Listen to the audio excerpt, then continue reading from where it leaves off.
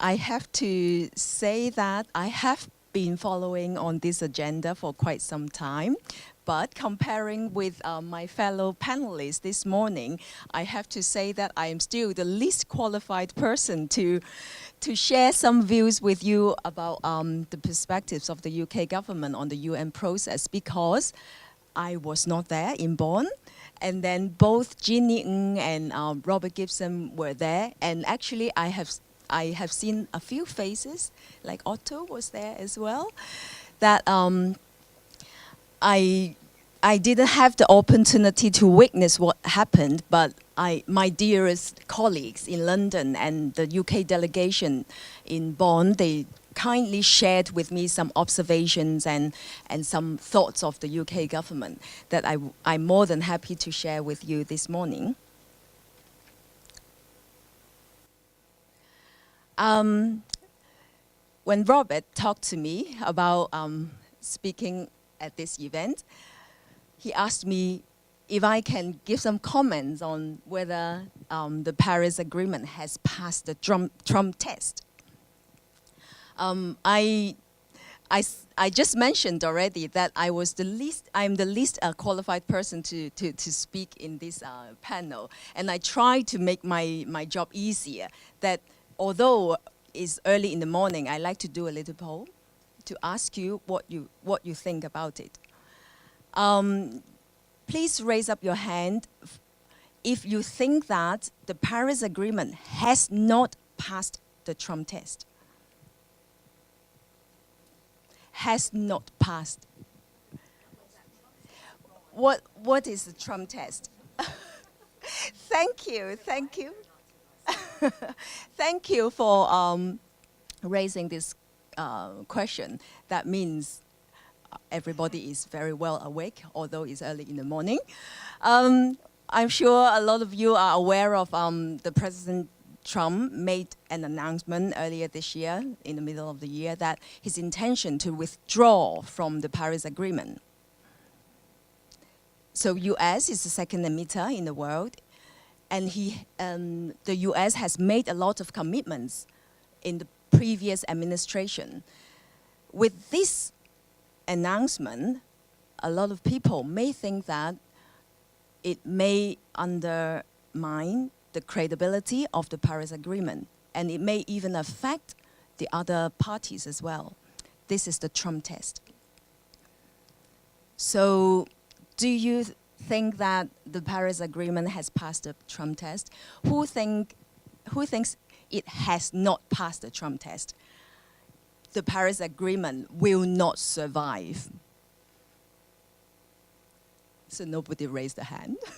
As expected, I cleverly structured the question. So who thinks that the Paris Agreement has passed the Trump test and the momentum will continue?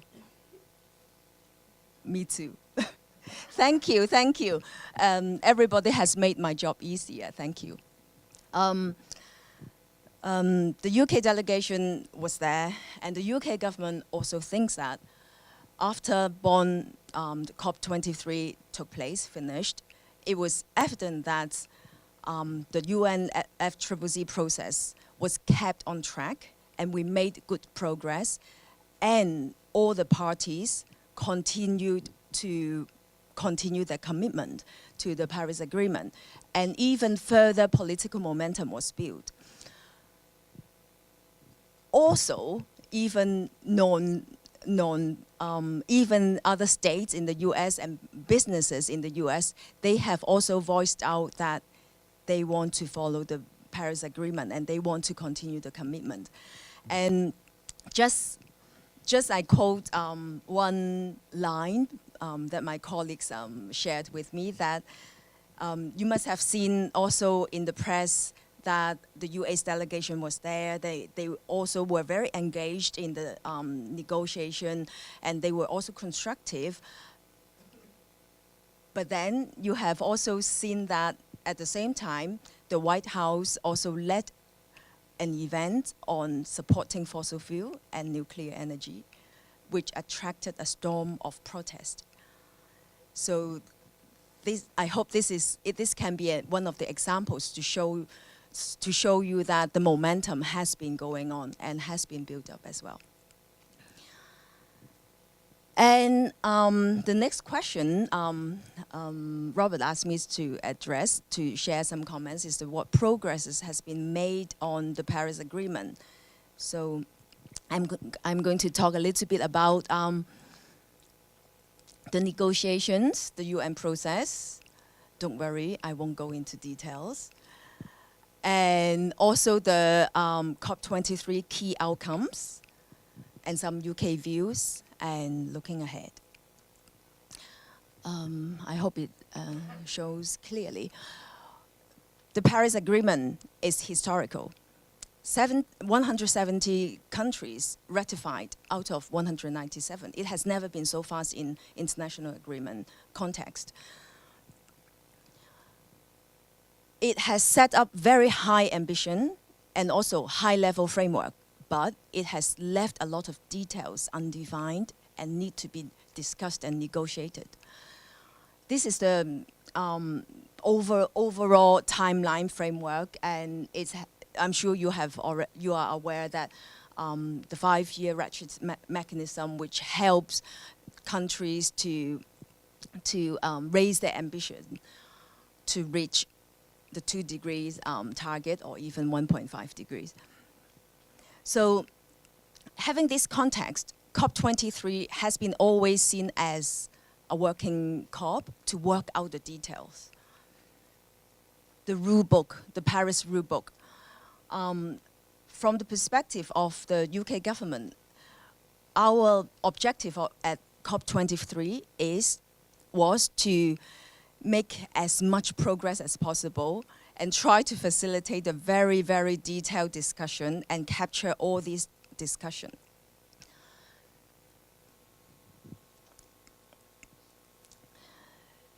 It was a very, very critical, complex, and detailed discussion, as you can imagine, because Paris Agreement is a high-level framework. And now we need to turn this high-level framework into details, into something which is fit for implementation. I like to quote a saying of the head of UK delegation, Archie Young. He said, some people describe the Paris Agreement as constructive ambiguity, but then now we've got the task to deconstruct this ambiguity and turning it into detailed implementation plan. So very heavy, a lot of discussion. I won't go into details.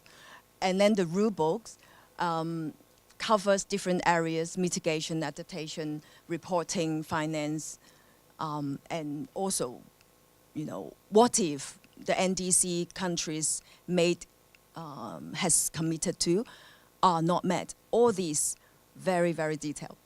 So the outcome is we have come down to a 266-page informal notes, which captured all the views and proposals of the parties.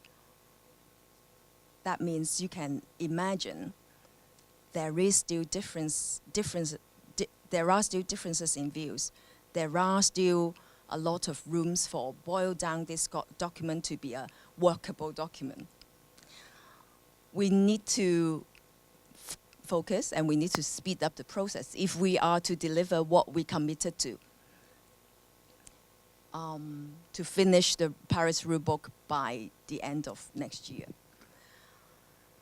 I saw an indicator that I am supposed to speed up too. So here, perhaps I just go through very, very quickly, which is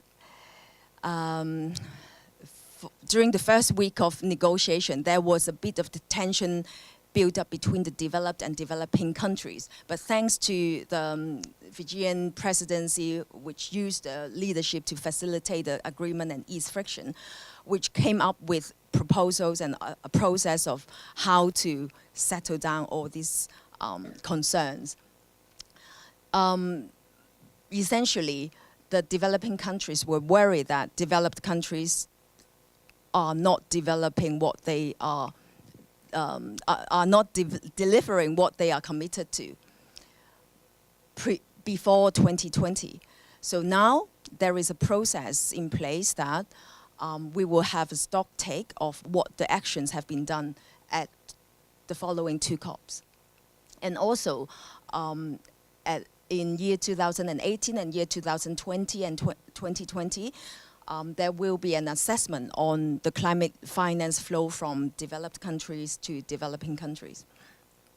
And at the same time, the Fijian presidency also asked the UN Secretary to urge the other parties to ratify the Doha Amendment, which is the second period of the Kyoto Protocol, and also the Kigali Amendment to the Montreal Pledge, which aims to phase out the hydrofluorocarbon, which is far more damaging to causing the carbon dioxide potential, causing the global warming effect.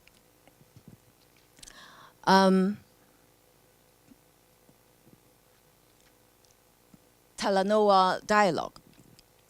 You may have heard this name, and this is one of the biggest outcome of COP23, which has the process which has been there already since the Paris Agreement, but it was called facilitated dialogue. And now the Fijian presidency renamed it as Talanoa Dialogue, which is very, very appropriate to the nature of this process. In the Fijian tradition, it means constructive, it means story sharing, and to be inclusive and to get together to achieve a common goal. So this is the process, and it's divided into 2 phases, the preparatory phase and the political phase. What it does is essentially help state, help the parties, help the countries, help the non-state players, civil societies, businesses, all parties to come together to report, to input to this process, targeting at asking ourselves 3 questions. Where are we? Where do we want to go? And how do we get there in order to meet the 2 degrees target, even 1.5 degrees? So it will be like precursor of the global stocktake, which was scheduled in year 2023. But with this process, we do it earlier. Next year, we will take this, do this stocktake already. The purpose is to assess where we are and where do we want to get and how do we want to get there. And the critical thing is, during the Bonn COP23, the developing countries requested strongly to incorporate the forthcoming IPCC special report on the impacts of if the world temperature rises to 1.5 degrees. So the findings will be incorporated and feed into this process to support the dialogue. I saw reminder again. So this is about UK's approach to decarbonisation, and I'm sure Jeannie will talk a lot more about, in practical terms, how do you decarbonise the industry. So I go very quickly. We think that Bonn made good progress, although a lot still need to be done, and also the process, the negotiation process needs to be accelerated, and also try not to be distracted by other concerns, which should have been already agreed, locked down in the Paris Agreement. How did we do that? We have been involved and actively involved in the international negotiations for a long time, and we try to also commit ambitious target at home, domestically. At COP23, the UK government and the Canadian government together launched the Powering Past Coal Alliance, aiming to phase out unabated coal. The UK already announced that we will phase out by 2025. In Hong Kong, actually, long time ago. And then Canada is 2030. But if you look at the long way that the UK has come through in terms of using coal as the main source of fuel, you can see that here, the UK for the past 150 years actually has been relying on coal. And a little bit statistic for you to consider, year 2012, the UK still relied on coal for 40%. But in year 2017, already only 2%. And even this year, in April, there was the first day of no coal day in the UK. So just to show you that it is possible as long as you have the right policy framework in place. And we did that together with Canadian government and tried to rally the momentum with other countries. And at Bonn, 28 countries have signed up, and our aim is to get 50 countries. And this is way back in year 2008 when the UK set itself the target to reduce 80% of greenhouse gas emission by 2050. We did that through Climate Change Act and the 5-year cycle carbon budget cycle.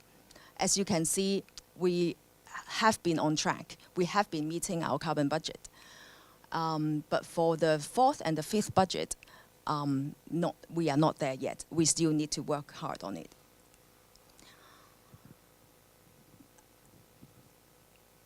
Having all these contexts in mind, the UK is also committed very strongly to a clean growth in the future.